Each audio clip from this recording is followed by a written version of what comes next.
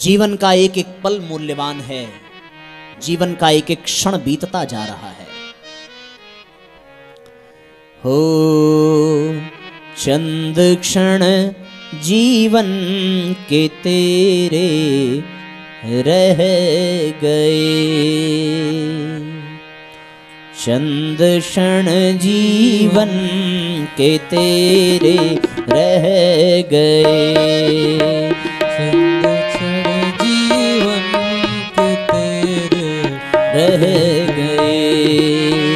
और तो विषयों में सारे बह गए, और तो विषयों में सारे बह गए, चंद क्षण जीवन के तेरे रह गए, चंद क्षण जीवन के तेरे रह गए। जाने कब जाना पड़े तन छोड़ कर, जाने कब जाना पड़े तन छोड़ कर, इष्ट मित्रों से सदा मुँह मोड़ कर, इष्ट मित्रों से सदा मुँह मोड़ कर, जान कर अनजान तुम क्यों बन गए, जान कर अनजान तुम क्यों बन गए। और तो विषयों में सारे बह गए, और तो विषयों में सारे बह गए, चंद क्षण जीवन के तेरे रह गए, चंद क्षण जीवन के तेरे रह गए। विचार करिए कि जीवन का एक एक पल कितना मूल्यवान है।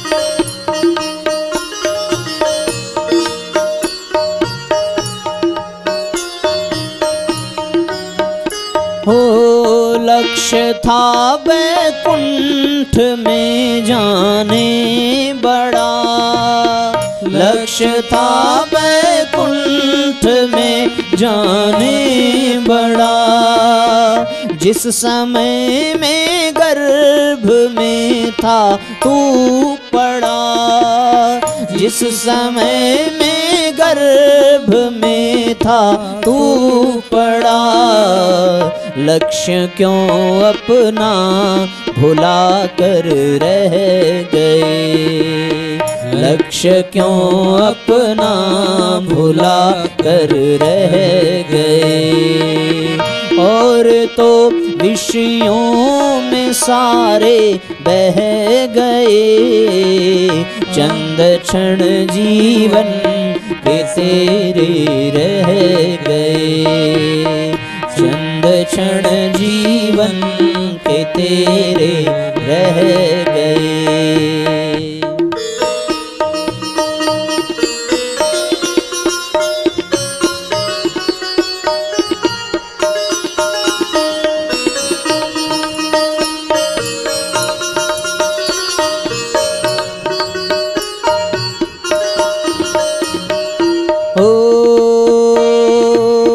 छोड़ धन दौलत सिकंदर चल दिया, छोड़ धन दौलत सिकंदर चल दिया, आत्मा का हित जरा भी नहीं किया, आत्मा का हित जरा भी नहीं किया, हीरे मोती के खजाने रह गए, हीरे मोती के खजाने रह गए। और तो विषयों में सारे बह गए, और तो विषयों में सारे बह गए। चंद क्षण जीवन के तेरे रह गए।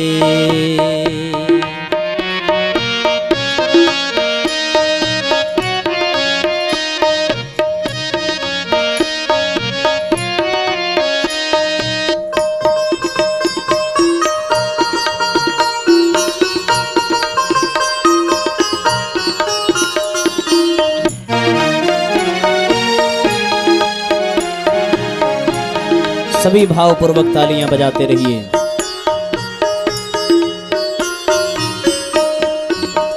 ओ क्या तू लेकर आया था क्या जाएगा, क्या तू लेकर आया था क्या जाएगा।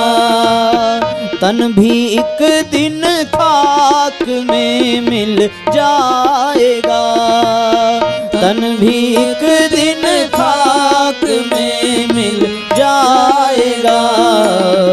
देह भी है गेय ज्ञानी कह गए, देह भी है गेय ज्ञानी कह गए। और तो विषयों में सारे बह गए। चंद क्षण जीवन के तेरे रह गए, चंद क्षण जीवन के तेरे रह गए।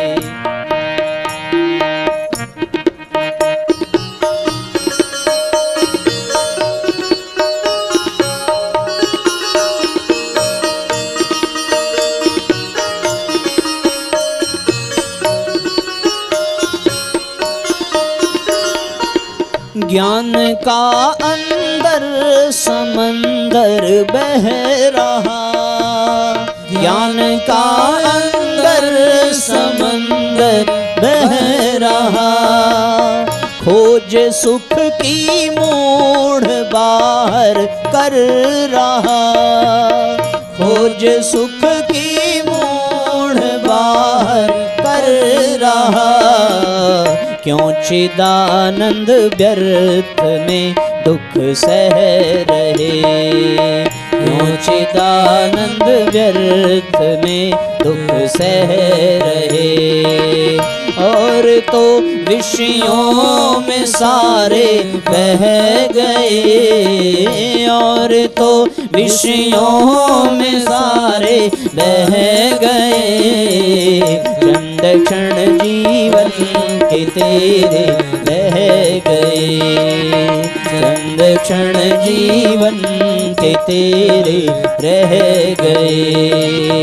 लक्ष्य क्यों अपना भुला कर रह गए, लक्ष्य क्यों अपना भुला कर रह गए। चंद क्षण जीवन के तेरे रह गए, चंद क्षण जीवन के तेरे रह गए। क्यों चिदानंद व्यर्थ में दुख सह रहे, क्यों चिदानंद व्यर्थ में दुख सह रहे। चंद क्षण जीवन के तेरे रह गए, चंद क्षण जीवन के तेरे रह गए। चंद क्षण जीवन के तेरे रह गए, चंद क्षण जीवन के तेरे रह गए।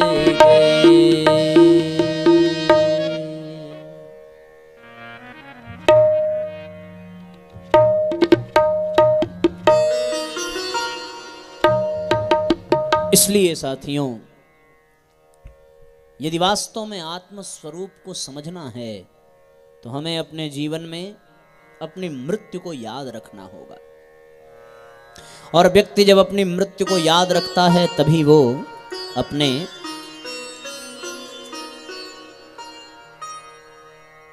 जीवन को समझ पाता है।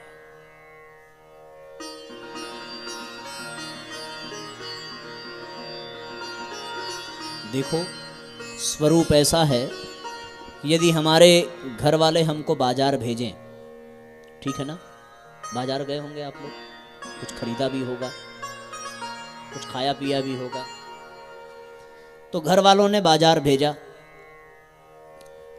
अब आपको बाजार जाना है तो आपके सामने लक्ष्य क्या होगा? बताओ भाई, आपके सामने लक्ष्य क्या होगा? यदि घर वाले आपको कुछ सामान लेने के लिए बाजार भेजें तो आपका लक्ष्य क्या होगा? है? सामान लाना या फिर बाजार जाना, यही ना? हम लोगों का यही लक्ष्य होगा कि सामान लाना और बाजार जाना।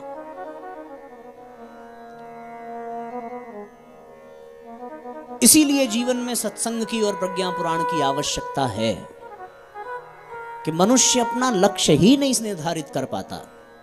अगर घर वालों ने सामान लाने के लिए कहा, बाजार जाने के लिए कहा, तो बाजार जाना, सामान लाना लक्ष्य नहीं होना चाहिए। सामान लाना यदि लक्ष्य हुआ तब तो आप सामान पा करके बाजार में ही रह गए। बाजार जाना यदि लक्ष्य हुआ तो भी ये लक्ष्य अधूरा है। आपका लक्ष्य ये होना चाहिए कि बाजार जाना और जा करके वापस आना, ये लक्ष्य पूरा है।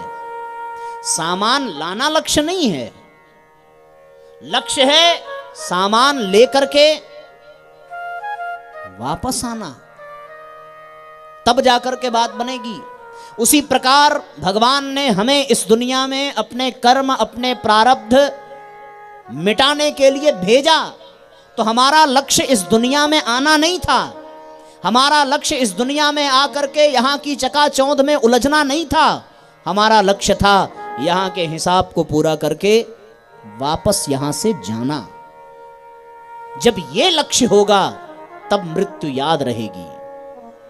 और मजे की बात यह है कि आप कहीं भी चले जाइए किसी भी रिश्तेदारी में, तो वहां से आप जाते भले हो पर आपको हर पल ये याद रहता है कि 2 दिन बाद हमें वापस भी जाना है। उसका फिर करते क्या है आप? फिर आप अपने सामान को जैसे है वैसे ही बंद रहने देते हैं। जो जरूरी है उतना ही निकाला और जब उसका काम हुआ तो वापस उसी में डाल दिया। मतलब यह है कि आपका बैग पैक ही रहता है। क्यों? क्योंकि आपका लक्ष्य है वापस फिर अपने घर जाना। यही तो। अगर ये लक्ष्य ना हो कि हमें वापस जाना है तो फिर आपके सामान बिखरे पड़े रहेंगे, कुछ यहाँ होगा, कुछ वहाँ होगा, कुछ कहीं होगा, आप मस्त रहेंगे, कोई दिक्कत नहीं है। लेकिन दिमाग में एक ही बात रहती है, लक्ष्य क्या? वापस जाना। अब 2 दिन के लिए कहीं जाओ और किसी ने कोई ऐसी बात कह दी जो तुम्हें बुरी लग जाए तो तुम उससे लड़ नहीं पड़ोगे, तुरंत याद करोगे भाई 2 दिन के लिए आए हैं, शांति से रहो, क्योंकि उसके बाद तो जाना ही है। क्या 2 दिन के लिए बहसबाजी करें? क्या 2 दिन के लिए मुंह लगें? पता नहीं फिर कब मुलाकात होगी, कब ना होगी। इससे अच्छा है कि चलो 2 बात सुन ही लेते हैं। इसी प्रकार जब मृत्यु याद रहे तो फिर कभी किसी की बात बुरी नहीं लग सकती। यदि मृत्यु याद रहे तो तुम किसी को अपशब्द नहीं कह सकते। यदि मृत्यु याद रहे तो तुम किसी से झगड़ा नहीं कर सकते, किसी के प्रति स्वार्थ नहीं पनपेगा, किसी के प्रति क्रोध नहीं पनपेगा। क्रोध वही करता है जिसे इस बात का अज्ञान हो कि वो भी कभी मरेगा, वरना तो वो क्रोध क्यों करेगा, वरना तो वो झगड़ा लड़ाई क्यों करेगा। किस बात के लिए वो किसी से मोह बनाएगा, किस बात के लिए उसके भीतर लोभ पैदा होगा। सारे मनोविकारों का केवल एक ही कारण है, अपनी मृत्यु को भूल जाना। बस यदि वो याद रहे तो व्यक्ति कभी कुछ नहीं कर सकता। और यदि वापस लौट करके जाना है तो उसकी तैयारी बराबर रहती है ना। 2 दिन बाद जाना है मतलब तैयार रहोगे। लेकिन यहां भी हमें दूर जाना है, वापस जाना है, पर हम लोग कभी कोई तैयारी करके रखते हैं? नहीं ना। हर दिन को पूज्य गुरुदेव ने कहा कि हर दिन को ऐसे जियो कि हर रात नई मौत और हर दिन नया जन्म। अपने एक एक दिन को ऐसे जियो कि रात को मरने के लिए तैयार रहो। अभी आप सोचो, मैं आपसे पूछूं कि आप मरने के लिए तैयार हो, तो हर व्यक्ति का उत्तर होगा कि नहीं साहब, अभी तो नहीं, अभी तो बड़ा काम बाकी है। घर में किसी को बता करके नहीं आए कि हम मरने जा रहे हैं। लेकिन एक बात मैं आपसे कहूं, हमने अपने घर में बता करके रखा है कि भाई हम जा तो रहे हैं, इसकी गारंटी नहीं है कि लौट करके आएंगे कि नहीं आएंगे। हम कभी भी मर सकते हैं। तुम नहीं भी बताओगे तो भी ये सबको पता होना ही चाहिए। और यदि ये पता होगा कि हम कभी भी मर सकते हैं, तो आप हल्की फुल्की, हंसती हंसाती, खिलखिलाती जिंदगी जिएंगे। फिर आपको टेंशन किसी बात की नहीं होगी। टेंशन होती इसीलिए है कि कल क्या होगा। अरे ये कौन जानता है कि कल तुम रहोगे कि नहीं रहोगे? सारा खेल तो इसी का है। कल क्या होगा ये कोई जानता नहीं है। अगर रहे तो ये काम करेंगे, नहीं रहे तो भैया माफ करना। क्यों? क्योंकि हमारी जिम्मेदारी केवल आज तक की, अभी तक की है। अगला पल यदि मिला तो अवश्य आपका ये काम करेंगे, और नहीं मिला तो फिर जय राम जी की। अब ऐसा ही है ना, कब किसके साथ क्या घटित हो जाए। सवेरे 6:45 बजे ट्रेन में बैठे, 8:30 बजे ऑफिस पहुंचने का टाइम, 8:10 में ट्रेन से गिरे और ऑफिस नहीं पहुंच पाए। ऑफिस वाले इंतजार करते रहे। जाना था ऑफिस, चले गए अस्पताल। पहुंच पाए क्या? जीवन में कब किसके साथ हो जाए। अब याद आती है वो बात कि एक्सीडेंट के ठीक एक दिन पहले हमारे हेड ने हमसे कहा था कि तुमसे कुछ जरूरी बात करनी है। वो जरूरी बात धरी की धरी रह गई, न वो जरूरी बात बता पाए। और मेरे मन में आज भी ये प्रश्न है, क्योंकि उनके ये कहने का तरीका कि तुमसे कुछ जरूरी बात करनी है, बार बार कौंधता है कि वो कौन सी जरूरी बात रही होगी जो वो करना चाहती रही होंगी, लेकिन पता ही नहीं चला। मेरा एक नियम हुआ करता था कि भाईंदर स्टेशन से जब मैं अपने ऑफिस जाता था तो लौट करके आने में 5 बज जाता था। तो भाईंदर वेस्ट से एक बुढ़िया अपना सामान लेकर के डेली ईस्ट में जाती थी, स्टेशन के प्लेटफॉर्म को पार करके। बहुत गरीब थी बेचारी, बहुत बड़े बड़े झोले थे। तो वो 2 झोला किसी तरीके से ऊपर पहुंचाती, फिर जाती नीचे का 2 झोला लेकर के आती। 1-2 दिन देखा तो उसके बाद से हमारा ये नियम बन गया कि दादी तुम अपना पैक करके रखा करो, हम आएंगे पार लगा दिया करेंगे। अब एक्सीडेंट हुआ, मैं दोबारा जा ही नहीं पाया। अब जा नहीं पाया तो वो जरूर याद कर रही होगी, उसने जरूर प्रतीक्षा की होगी। आज वो भैया आए नहीं, और आए नहीं तो कितना देर उसने इंतजार किया होगा कि अब आएंगे, अब आएंगे, अब आएंगे और सामान लेकर के जाएंगे, पर मैं जा ना सका। यह केवल इसलिए है कि हम नहीं जानते कि अगले ही पल हमारे साथ क्या होने वाला है। इसलिए मरने के लिए तैयार रहो, यदि वास्तव में जिंदगी जीने का मजा लेना है तो। प्रज्ञा पुराण का 2 अध्याय का यह पहला संदेश है कि यदि वास्तव में अपने जीवन का आनंद लेना है, अपने आप के आत्मा का दर्शन करना है, तो केवल एक तरीका है कि अपनी मृत्यु को याद रखो। और जैसे हर चीज की तैयारी करते हैं ना, कहीं जाना हो तो उसकी तैयारी करते हैं, उसी प्रकार यदि कहीं जाना है तो तैयारी करते हो, उसी प्रकार मरने की भी तैयारी करके रखो। मरने की भी तैयारी। और जिसने मरने की तैयारी कर ली अपने जीवन में, वो अपने जीवन में कभी दुखी नहीं हो सकता। उसके जीवन में सारे दुख, सारे अभाव का केवल एक कारण है कि वो अपनी मृत्यु को भूल बैठा है। यदि वो अपनी मौत को याद रख ले तो भैया कभी कोई समस्या हो ही नहीं सकती। इसलिए जिंदगी को ऐसे जियो। और मौत का तात्पर्य क्या है कि बस वो आत्मा जो तुम्हारे शरीर में है वो निकल जाएगी और यहां से प्रस्थान कर जाएगी। ये शरीर यहीं का यहीं रह जाएगा, यहां से कुछ भी नहीं जाएगा। भंवरवा के तोहरा संग जाई, भंवरवा के तोहरा संग जाई, भंवरवा के तोहरा संग जाई, के तोहरा संग जाई, भंवरवा के तोहरा संग जाई, भंवरवा के तोहरा संग जाई। विचार करके देखो, सब यही रह जाएंगे। इसलिए भैया सबसे बना करके रहो। किसका साथ कितने दिन का है कोई जानता नहीं है। भावपूर्वक इस गीत को गुनगुनाइए।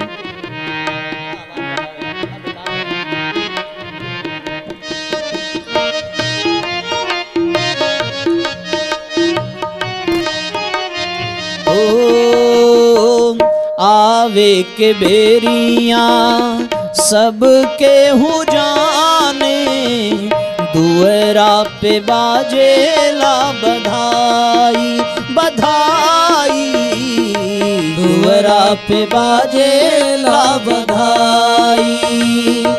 जाए के बेरिया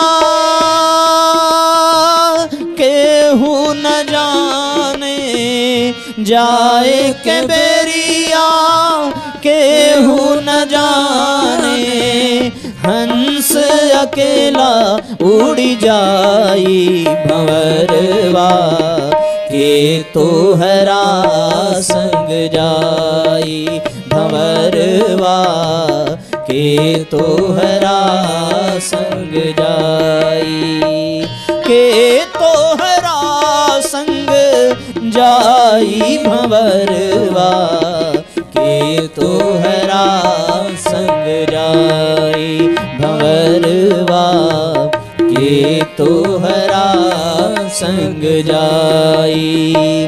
डेहरी पकड़ के मेहर रोए, डेहरी पकड़ के मेहर रोए, बाह पकड़ के भाई, भाई, बाह पकड़ के भाई, बीच आंगनवा माता जी रोवे, बीच आंगनवा माता जी रोवे, बबुआ के हो खेला विदाई, भंवरवा के तोहरा संग जाई, भंवरवा के तोहरा संग जाई। कहत कबीर सुनो भाई साधो, कहत कबीर सुनो भाई साधो, सतगुरु शरण में जाई, जाई, सतगुरु शरण में जाई। जो यह पद के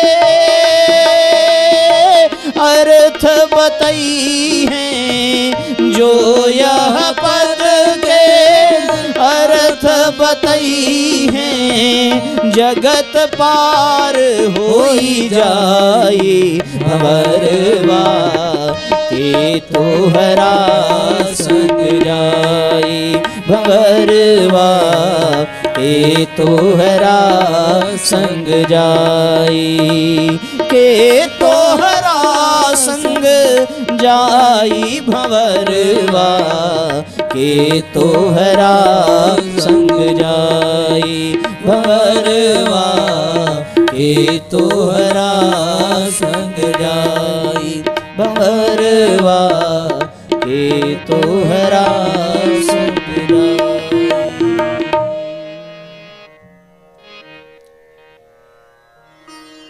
तो यहां पर कोई रुकने नहीं आया है, सबका एक ही लक्ष्य है, अपने कर्म, अपने प्रारब्ध अपने संस्कारों का हिसाब चुकता करना और उसको चुकता करने के पश्चात यहां से वापस चले जाना। जब हम अपनी मृत्यु को याद रखेंगे तो फिर ये जीवन बड़ा आसान हो जाएगा। जीवन संकट जैसा, बोझ जैसा तभी लगता है जब व्यक्ति ये सोचता है कि यहीं रहना है, यहां किसी को नहीं रहना, सबको जाना है। हम लोग भी आए हैं, 5 दिन के बाद चले जाएंगे, कहीं और जाएंगे, वहां भी नहीं रुकना, फिर कहीं और चले जाएंगे। ये यात्रा ऐसे ही चलती रहेगी। जिसका जितना लिया है उसका उतना तो चुकाना ही पड़ेगा, और चुकाने के लिए यहाँ आना ही पड़ेगा। और जब आए, चुकाया, हिसाब बराबर हुआ तो फिर जाना ही पड़ेगा। यदि रुक गए तो फिर नया हिसाब बन जाएगा, और जैसे ही नया हिसाब बना, आना जाना लगा रहेगा। यही आत्मज्ञान है, यही ब्रह्म ज्ञान है।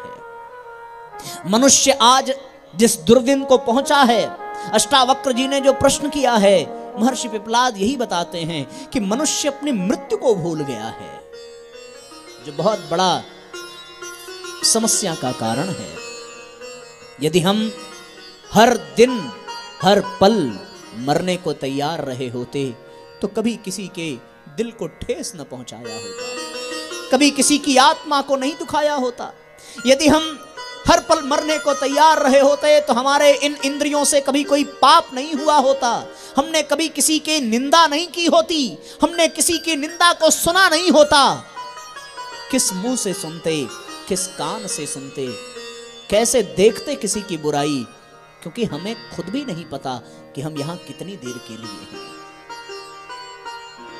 मनुष्य यदि इस पर विचार करके देखे तो जीवन बड़ा सरल बन जाएगा। फिर जीवन में कोई कष्ट नहीं रह जाएगा। सारी कष्ट, सारे दुख का कारण यह है कि हमने सब कुछ अपना मान लिया। हमने इस शरीर को अपना मान लिया। यह शरीर भी अपना नहीं है। परिवार की तो बात छोड़िए, बच्चों की बात छोड़िए, भैया यह शरीर अपना नहीं है। जब समय पूरा होगा तो तुम्हारे सबसे निकट रहने वाला यह शरीर भी तुम्हारा साथ छोड़ने में एक पल की देरी नहीं लगाएगा, और तुम्हें मजबूरी में इसे छोड़ना ही पड़ेगा, छोड़ करके जाना पड़ेगा। यहां कोई किसी का नहीं है, सब अपने अपने हिसाब को बराबर करने वाले हैं। हम ये समझ लेते हैं ना कि ये अपना है, वो अपना नहीं होता। वो भगवान के नाते तुम्हारा है, अन्यथा तो नहीं है। हम अपने घर में बच्चे का विवाह करते हैं, बहू ले आते हैं, हमें यह लगता है कि वो बहू हमारी है। अरे वो बहू आपकी नहीं है, वो आपकी बहू आपके इस शरीर के नाते है। जैसे ही आपका यह शरीर छूटा, वो आपकी बहू नहीं रह जाएगी, फिर आप कहीं और जाएंगे, वहां कोई और रिश्ता बनेगा। इसलिए इस बात पर विश्वास रखो कि फिर ये शरीर भी आपका अपना नहीं है, सब दूसरे के हैं और सब अपना अपना हिसाब चुकाने के लिए आए हैं। ये जान लो भैया। आपने वो कहानी सुनी होगी कि 2 मित्र एक साथ व्यापार प्रारंभ करते हैं, और व्यापार प्रारंभ हुआ। दोनों ने पैसा लगाया,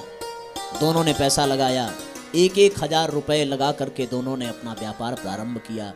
व्यापार बढ़ता गया। दूसरे वाले मित्र के मन में लोभ आया, और लोभ आया तो व्यापार में जो लाभ हुआ, उस लाभ को अकेले लेने के लिए उसने अपने दूसरे मित्र को मार डाला। मार करके उसे फेंक दिया। उसके परिवार वालों को यह कह दिया कि उसकी दुर्घटना हो गई, और व्यापार में यह लाभ हुआ है, उसके नाते वो धनराशि उसके परिवार को भी दे दी। कुछ समय बीता, उसने विवाह किया, उसको पुत्र हुआ। पुत्र 10 साल का हुआ, उसके बाद वो बीमार पड़ने लगा। ये बहुत पैसे वाला हो गया उस व्यापार से। इसके जैसा सेठ उस क्षेत्र में कोई नहीं है जो इसकी बराबरी कर सके। पर अपने पुत्र के इलाज में वो अपने सारे धन, सारी संपत्ति को लगाता चला गया। एक समय ऐसा आया कि वो अस्पताल में अपने बिस्तर पर लेटे हुए पुत्र को देख करके रोने लगा कि मैं इतना संपत्तिवान था, मेरी सारी संपत्ति बिक गई, बर्बाद हो गई तुम्हारे इलाज में, पर तुम स्वस्थ न हो सके। अचानक वो बिस्तर पे पड़ा हुआ उसका पुत्र मुस्कुराया और कहने लगा, अभी भी तुम्हारी जेब में 1000 रुपया बचा है, वो 1000 रुपया हमें निकाल करके दे दीजिए। मित्र,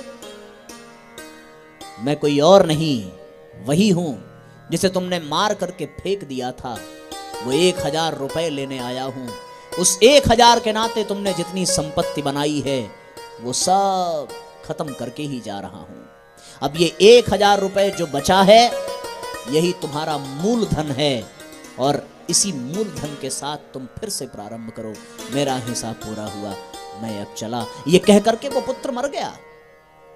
फूट फूट करके रोने लगा अपने कर्म पर, विचार करने लगा, कौन सा वो दुर्दिन आया था जिस दिन मैंने ये इतना बड़ा पाप किया और इस गति को प्राप्त हुआ। तो जिसे हम अपना पुत्र समझ रहे हैं वो आपका पुत्र नहीं है, उसने अपना हिसाब करना है, और जिस दिन उसका हिसाब पूरा हुआ उस दिन वो आपको छोड़ करके चला जाएगा, और आपका पूरा हुआ तो आप उसे छोड़ करके चले जाएंगे। किसी ने कोई वादा निभाया नहीं है कि मैं जीवन भर आपकी सेवा करूंगा। पुत्र आपने भले इस भाव से उत्पन्न किया कि वो आपके भविष्य के, आपके लाठी का सहारा बनेगा, पर यह आपकी मूर्खता है। और यदि वो पुत्र भी आपको अपना सहारा समझे तो ये उस पुत्र की मूर्खता है। यहाँ कोई किसी का नहीं है, सब अपना अपना हिसाब बनाने आए हैं भैया, और जिस दिन जिसका हिसाब पूरा हो गया उस दिन वो छोड़ करके चला गया। हम लोगों ने फिल्मों में बड़ा प्यारा गीत सुना है, कहे के त सब के हुआ आपन कहावे वाला के बा, कहे के त सभे के हुआ आपन कहावे वाला के बा, कहे के त सभे के हुआ आपन कहावे वाला के बा, सुखवात सब केहू बाटे, सुखवात सब केहू बाटे, दुखवा बटावे वाला के बा, दुखवा बटावे वाला के बा, कहे के त सभे केहू आपन कहावे वाला के बा। जीवन का सत्य यही है।